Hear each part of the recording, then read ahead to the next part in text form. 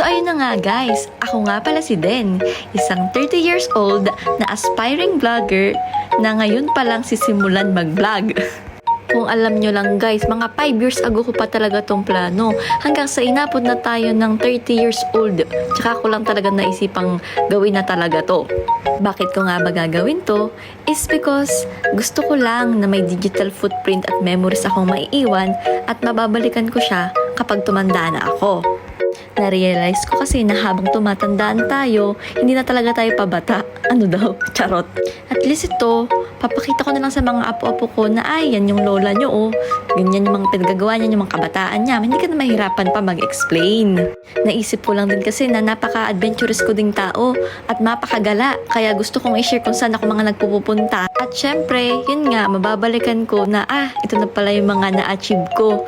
Ay, ito na pala yung mga pinaghirapan ko. Dito na pala naubos yung pera ko. Charot. So masabi ko nga lang pala guys, dati nga po pala ako nagtatrabaho sa bangko. At iniwan ko ang 8 years kong profession doon para makapagsapalaran dito sa Australia. Sa totoo lang naman talaga guys, kahit hindi ka umalis sa bangko, mabubuhay ka na kung gusto mong habang buhay na magtrabaho doon. Magaganda naman din talaga ang benefit sa bangko.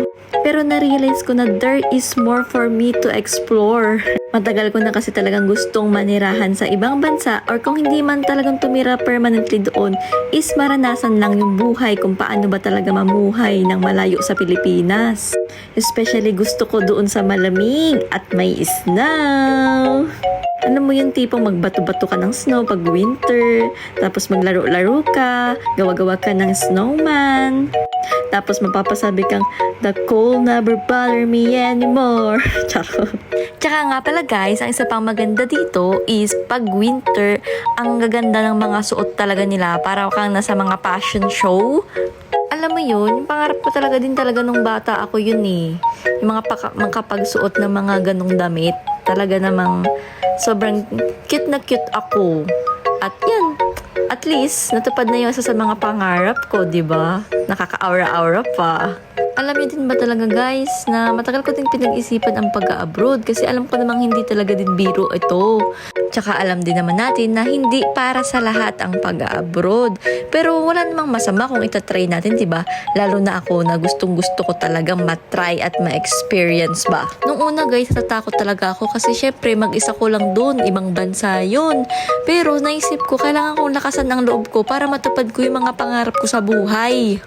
Ang una ko nga pala naging trabaho dito ay sa farm at ang una namin ginawa ay ang mamitas ng mga ubas. Siyempre sa una mahirap, wala kang kakilala, talagang sinasarili ko lang pagka nahihirapan na ako or napapagod na ako, iniiyak ko na lang ng konti pero laban lang uli guys. Talagang kailangan kong sipagan, kailangan kong palakasin yung loob ko. Kasi wala naman akong kakampi dito, kundi ako lang, mag-isa ko lang. At syempre, yung mga naging friends ko na din. Madami ka din naman talaga magiging mga kaibigan dito. At nasa sayo na rin naman kung talagang sino lang yung pagkakatiwalaan mo ng husto at kung saan ka magiging kampante ba.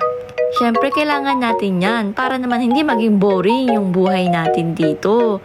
Alam ko nagsisimula pa lang itong bagong journey ng aking buhay dito sa Australia. Kaya naman guys, samahan nyo ako. Gusto ko lang mag-share, mag-inspire at gumawa ng mga memories na babaunin ko hanggang sa pagtanda ko. Ay siya, dyan na muna kayo!